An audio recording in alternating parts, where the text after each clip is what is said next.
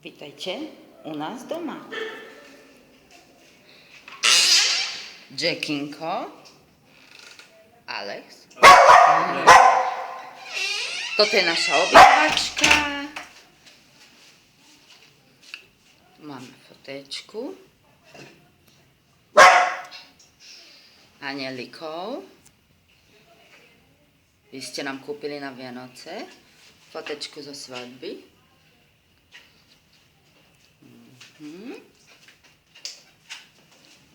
A lepšie tak.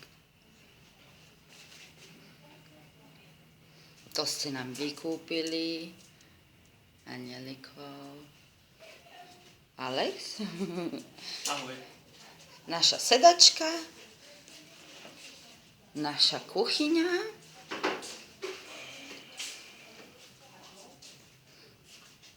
Ďalších anielikov, čo ste nám kúpili.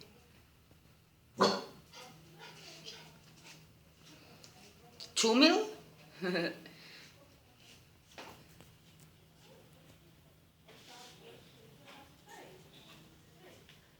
A toto sú není kachličky, toto je len papier, aby nebola olejová stena, keď varíme.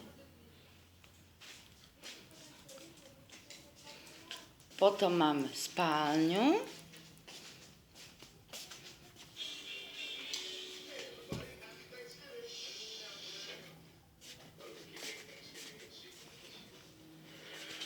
Uniforma do roboty. A hen Tinka, malinka Tinka, anielik ju stráži. Potom máme kúpeľku.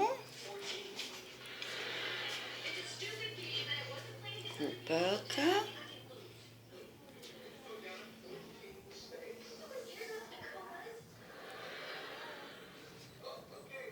Čaute. Potom máme ešte jednu izbu.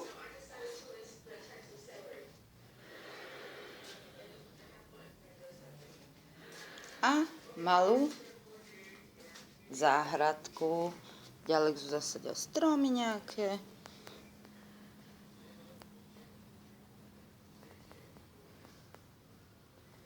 Hotovo. Ahojte, mamina a tatino. Prepáčte, že nevolám, ale volala som v sobotu, nikto nebol doma, nedala som vám vedieť, keďže teraz bývame v novom, nedá sa volať, kedy chcem. A v sobotu sme museli ísť k Alexovmu otcovi, ale ste neboli doma, takže nikto nezdvíhal, ale snažila som sa volať. Poslala som nejaké fotky a blahoželanie k tatovým narodeninám. Dúfam, že ste to dostali. Ľúbim vás moc, nebojte sa, všetko je v poriadku. Za chvíľu idem do roboty, takže musím už aj končiť. Ale urobím druhé video, keď dojdem domov. Ale to si asi zase pozrite až zajtra. Všetko je v poriadku, v dome sa nám býva dobre, robota je v poriadku, všetko je OK. Veľa zákazníkov, veľa pacientov mám, čo idú na Slovensku, čo išli na Slovensku a ľúbilo sa im. Dokonca aj včera som mala jednu s českým menom, tak som sa aj spýtala, a že má nejakých prastarých detkov tam odtiaľ zo Slovenska. A tak, no, ináč všetko je v poriadku a musím ísť do roboty. Ľúbim vás moc. Čaute.